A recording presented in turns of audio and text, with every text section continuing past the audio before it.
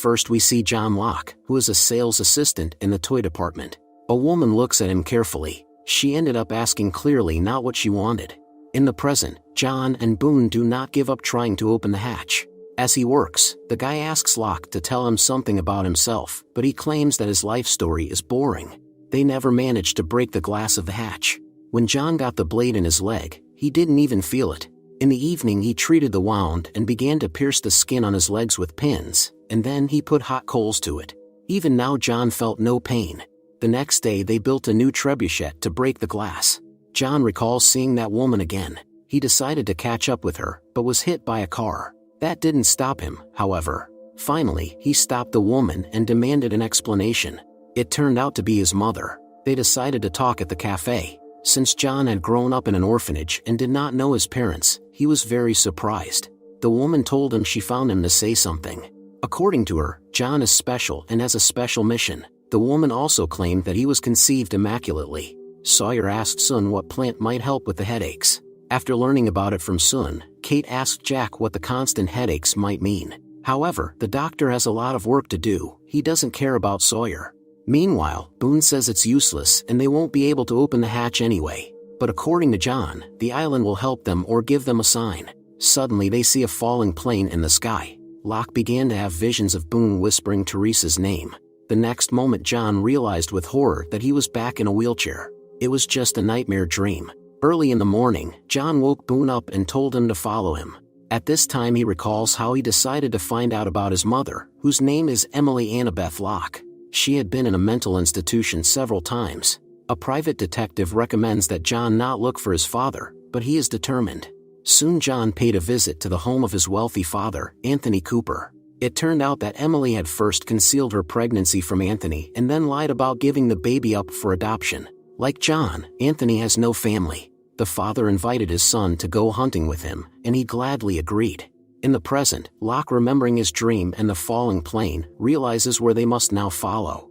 Boone is skeptical, but when Locke mentions Teresa, he agrees to go. Michael and Jean continue to build the raft. Surprisingly, they work well together. Sawyer is still suffering from headaches, and Jack decides to ask him if everything is in order. Sawyer is worried because his uncle had a brain tumor. As he makes his way through the jungle, Boone tries to find out from John how he knew about Teresa. Suddenly Locke falls, but refuses help. On a tree they see a cross and then human remains. John recalls coming to see his father. He is very sick. He has kidney failure. Although Anthony has been on the waiting list for a transplant for a long time, there is little chance, because he is very old. Apparently, the body belonged to a priest. He had Nigerian money and a gun in his pocket. Sawyer couldn't take the pain anymore, and Kate made him go to Jack. He ran a couple of tests and started purposely asking very uncomfortable questions to get under his skin. Eventually the doctor concluded that Sawyer needed glasses. It was getting harder and harder for John to walk. Boone tried to persuade him to return to camp, and then he confessed that he had been paralyzed for the past 4 years. This island had given him back his ability to walk, but now for some reason it was taking it away. They must open the hatch at all costs, for that is what the island wants. In the past, father and son spend their time hunting. Anthony believes that fate itself brought them together right now.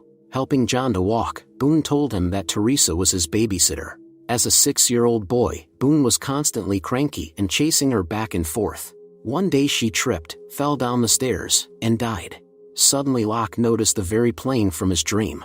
Boone has to climb up, sneak inside, and see what's in there. John recalls deciding to give one of his kidneys to his father. They were both being prepared for surgery. Since Sawyer reads a lot, he became farsighted, and Jack brought him some glasses he found on the passengers. Saeed helped to solder the frame.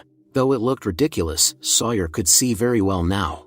Meanwhile, Boone climbed up the slope and entered the plane, which began to stagger.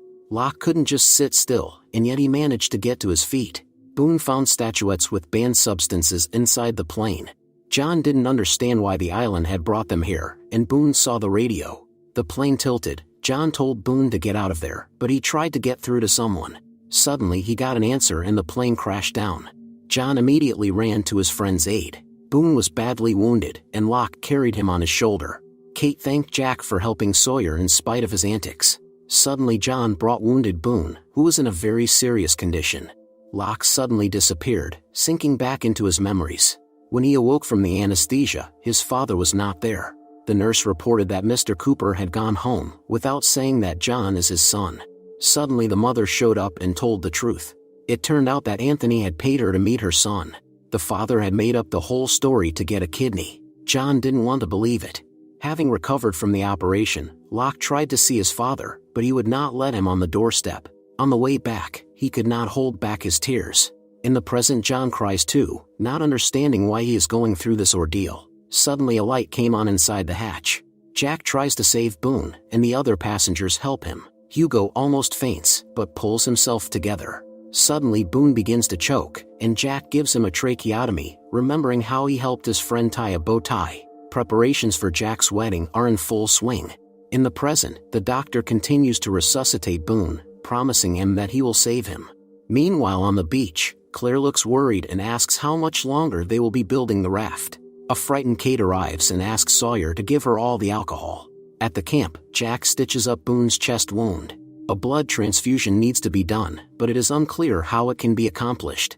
When Sun replaces him briefly, Jack remembers his wedding rehearsal. His bride is giving a speech. 2 years ago she had broken her back in an accident. The doctors said there was no hope. But Jack performed a miracle and healed her. In the present, Jack sets a fracture in Boone's leg. It is very painful, and Hugo hears screams. At that time Kate, who was running at full speed, stumbles, and then she hears moans. It turned out that Claire had gone into labor. Kate started calling for help. Jean heard her and ran into the jungle. Kate tried to tell him to bring Jack. Sun, along with the doctor, tried to find out what Boone's blood type was. Despite the shock, Boone was able to answer. Jack told Sun to ask the passengers who had blood type B negative and also to find Shannon. She was having a good time with Saeed in the meantime.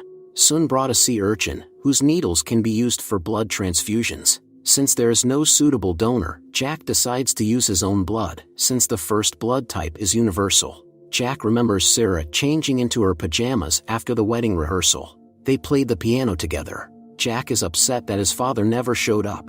Jean came running into the camp. Sun translates from Korean into English that Claire is in labor. Since Jack can't be in 2 places at the same time, he explains to Charlie what to do. Claire is hysterical. Kate calms her down, and Boone begins to regain consciousness. He tells Jack about the plane and about the hatch he and John found in the jungle. He also kept calling for Shannon, who at this point told Saeed that her half-brother was in love with her. Charlie arrives and tells Kate that they will have to cope on their own. In the meantime, Jean tries to comfort Claire, who does not want the baby to be born on this island. A blood transfusion did not help. An exhausted Jack told Hugo to bring Michael here, remembering how his father had come to him. He was on a plane, so he arrived late. Jack tried to write his wedding vow, but he couldn't make it. He worries that he won't make a good husband for Sarah. Jack guessed that Locke was lying. Boone's injury wasn't from the fall, but from something pressing on him. He'd have to have his leg amputated, because that's where all the blood goes. There's no other way. Kate helps Claire give birth by comforting her. Charlie wants to get involved too, but Jean advises him not to get involved. At the camp, Sun tries to dissuade Jack from this venture, because in her opinion, it won't help Boone anyway. But the doctor can't let the patient die. Michael and Sun won't look at it, and Jack recalls his wedding day. Sarah said the words of the vow, and Jack confessed that he never managed to write the vow, for he is most afraid of failure. The most important thing is that he loves Sarah. In the present, Boone told Jack not to do it, for they both know that he cannot be helped. Boone asked Jack to let him die in peace. Jack is crying because he really can't do anything. Meanwhile, Claire in the jungle gave birth to a baby boy. Kate, Charlie, and Jean were very happy for her. Dying Boone wanted to say something to Shannon, but didn't have time. All the passengers came to see the newborn baby.